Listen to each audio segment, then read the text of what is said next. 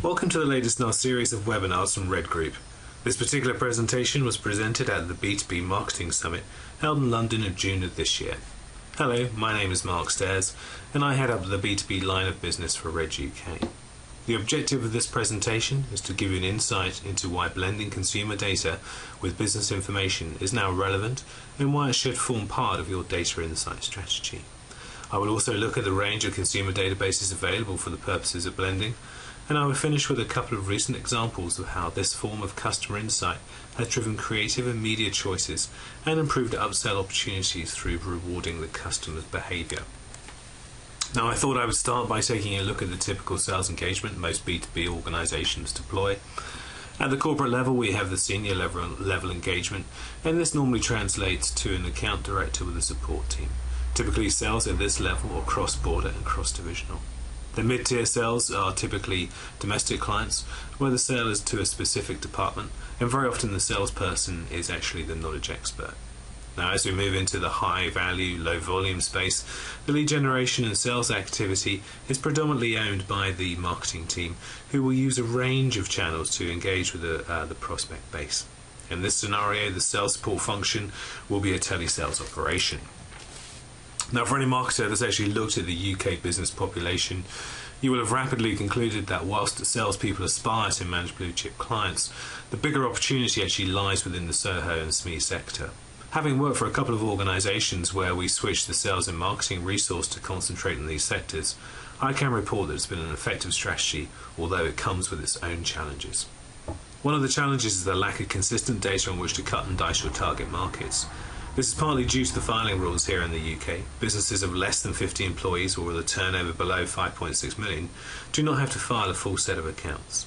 This is further compounded by sole traders and non-limited businesses who do not need to publish financial information relating to their trading performance. And as a consequence, coverage of key financial variables are limited. So if you want to use turnover and employee bandings within your targeting, it is likely that these will be modelled information, and obviously inconsistencies can actually occur. Now, it's worth mentioning at this point that both Hartanks and Experian have developed segmentation tools that actually seek to describe the business and group businesses by the behaviour rather than traditional activity and size. And this has certainly gone some way to actually fill that gap. Now, this lack of data obviously compromises the ability to make good decisions when it comes to planning and marketing activity. The risk this lack of data actually represents when targeting such a large sector is either the business becomes frozen into inaction because the challenge seems too large, or budgets are wasted in ineffective campaigns. Now, clearly this doesn't actually need to be the case. And as I will explore later in this presentation, broadening the reference data to include specific consumer databases can help you understand how to communicate more effectively with your prospect group. And we shouldn't underestimate the human factor whereby business owners' actual buying decisions are influenced by their consumer experience.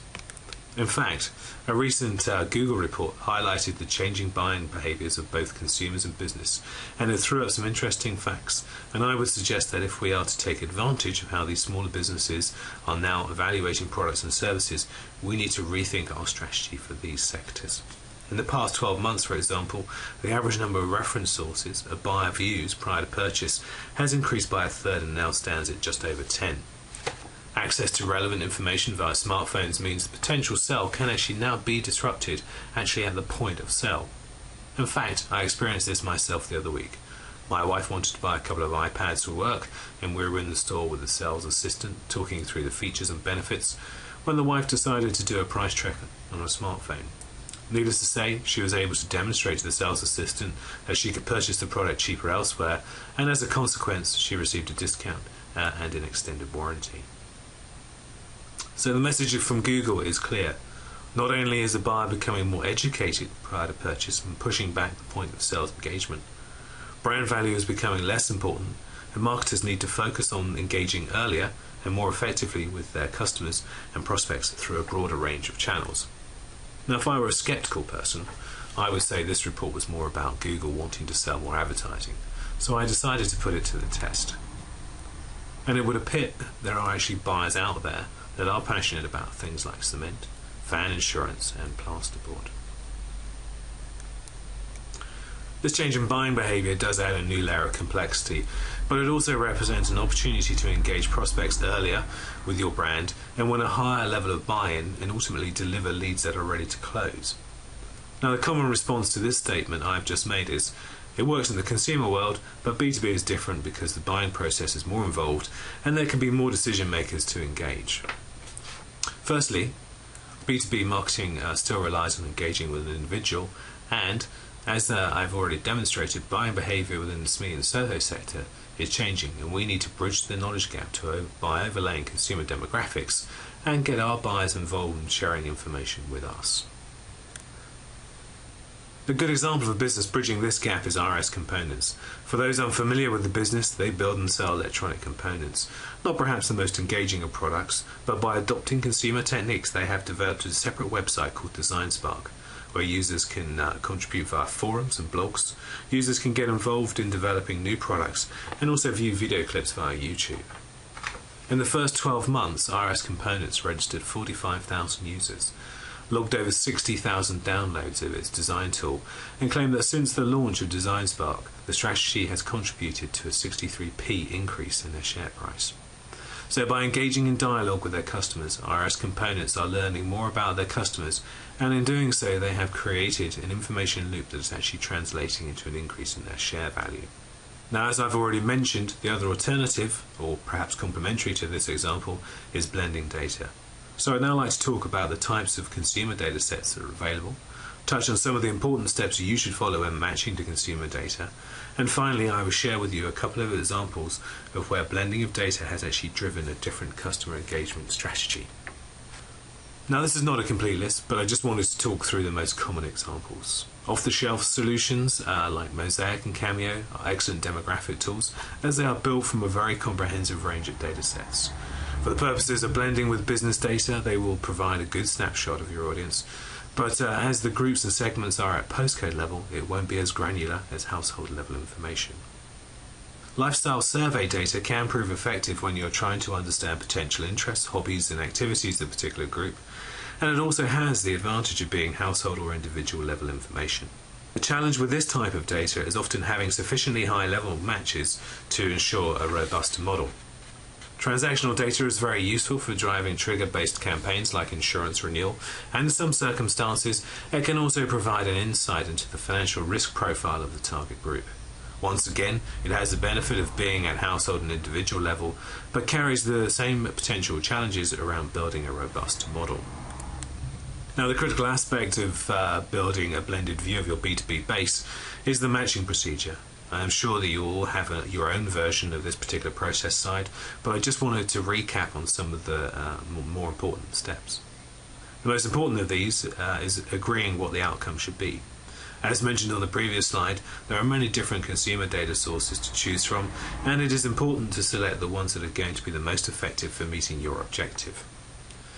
As it is likely you'll be sending your data to a bureau to manage the actual matching process, a good first step is to screen your data against the business suppression file and path the data, as this will remove bad records that are no longer relevant and improve the address format.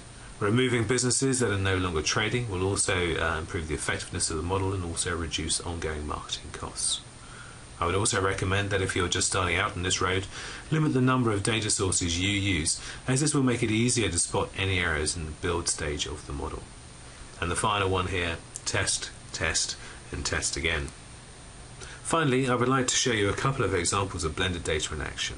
The first looks at how Insight helped a marketing department think differently about how to broaden and develop new channels for its acquisition activity, and the other example looks at rewarding customer behaviour and how the insight gleaned from blending data has led to a development of a new social engagement strategy.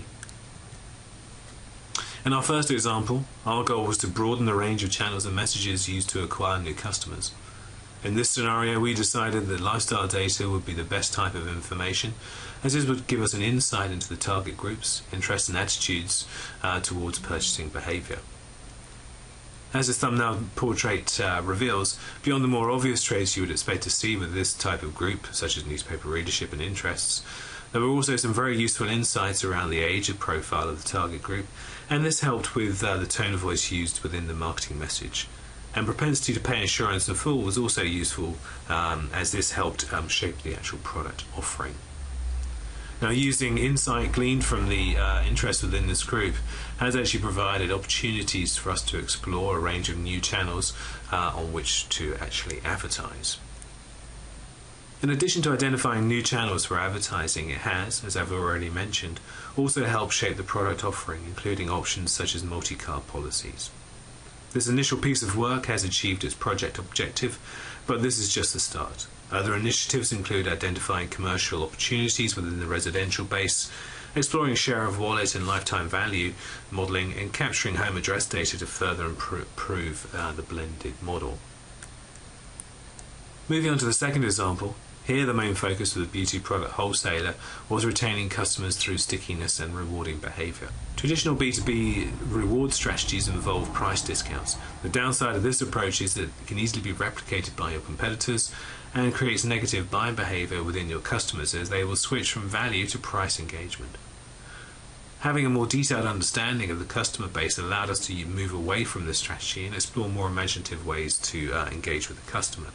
Now, key trends were the family makeup, the use of social media platform, and for some groups the above average credit risk led to a change actually in their credit terms. One of the immediate responses to this initial segmentation was to deploy a redeemable family-orientated voucher scheme. This has helped create greater stickiness and ensured buyers are rewarded in a way that benefits the whole of the family.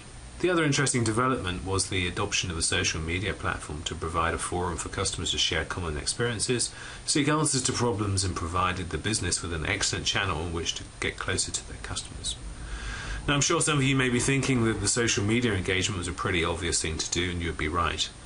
But what the data modelling project provided us with was the necessary evidence that a large proportion of their customers were savvy users of social media.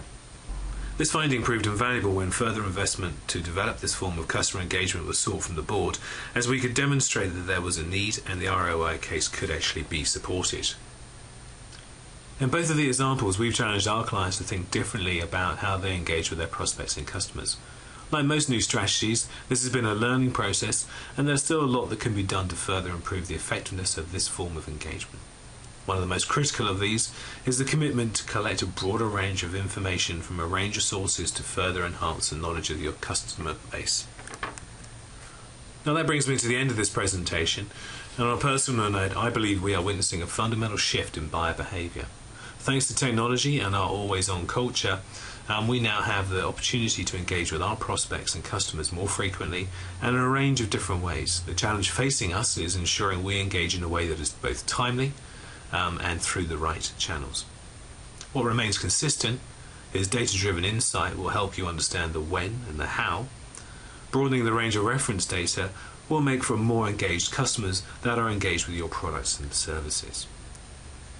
Thank you for joining me today. I hope you've found this presentation of interest. If you have a particular project you would like to discuss or any further questions, then please contact me either via my email address, that's marc.stares@red-uk.com, or call me on 07787 537 359. And if you'd like to keep up with me on Twitter, you can locate me at Marc Stares. Many thanks.